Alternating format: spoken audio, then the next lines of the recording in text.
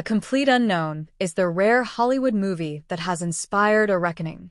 Everywhere, on social media, in mainstream media, or simply on the part of so many who have seen the film, a tingling conversation is taking place, a kind of collective meditation/investigation into who Bob Dylan was, who he is, what he meant back then, and what he means now. What's striking is that very little of this is Dylan nostalgia, i.e., the boomers getting misty-eyed with self-importance about their beloved icon. And if that's what it was, it would be lame.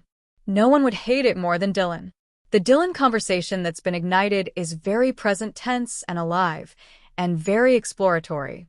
It's about the movie, but it's bigger than the movie.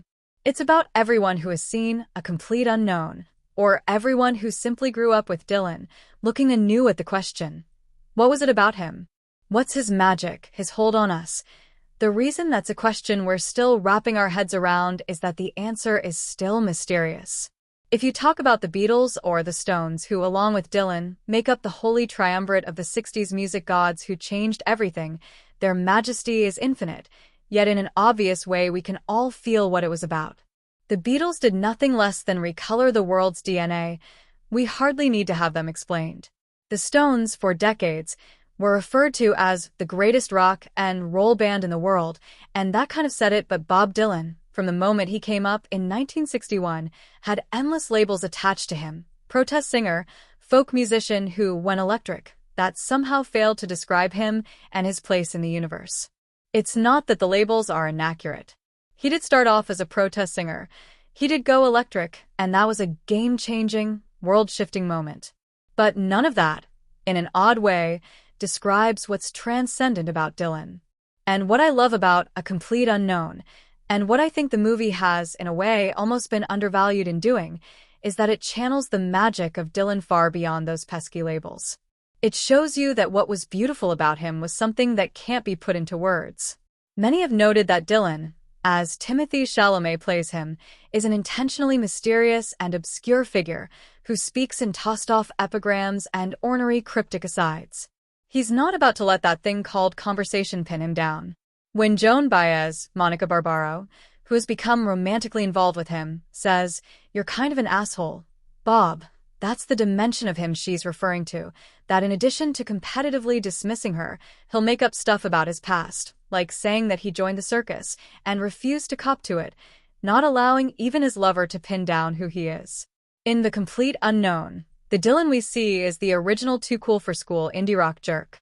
You'd better believe that Lou Reed, the most infamous asshole in the history of rock and roll, copped huge dollops of that attitude from Dylan, along with the essence of Dylan's swaying back-and-forth talk-singing style. Yet if Chalamet's Dylan were merely a hooded figure who kept his thoughts under wraps, it might seem that he was doing it all for effect. Yes, he is kind of an asshole, but what redeems that is that he doesn't just come off as a gnomic enigma to the people around him. He is also a mystery to himself, an artist who channels what's going on around him but doesn't really want to explain it, even to himself. That would kill the mystery.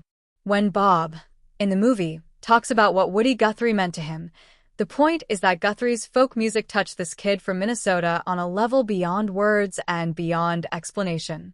What he heard in that music and took from it was primal. Not protest, but something richer and deeper and more timeless.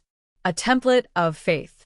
And this ties into how we experience Dylan's songs in the movie, as emanations of a spirit that render him not just a great singer-songwriter but a force, a cosmic messenger. The message of his music is faith. That's why his impulse to go electric is an act that the Folkers, led by Pete Seeger, Edward Norton, don't understand.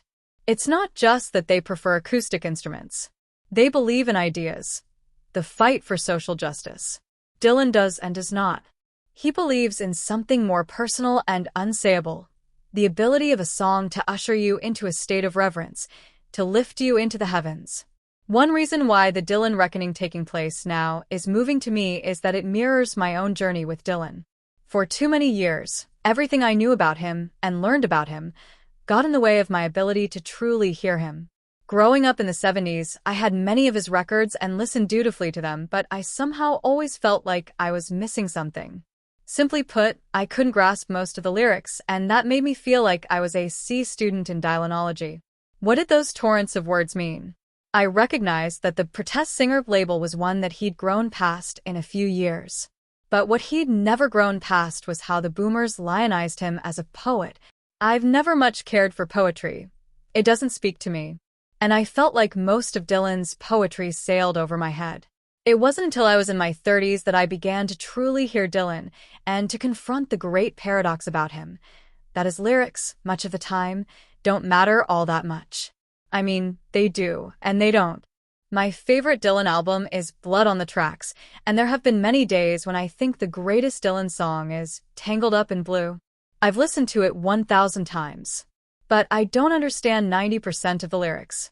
It's a song that, perhaps, reflects the journey from innocence to the counterculture to the world beyond it, that charts the journey of his marriage to Sarah Lowndes, yet it's also about none of those things.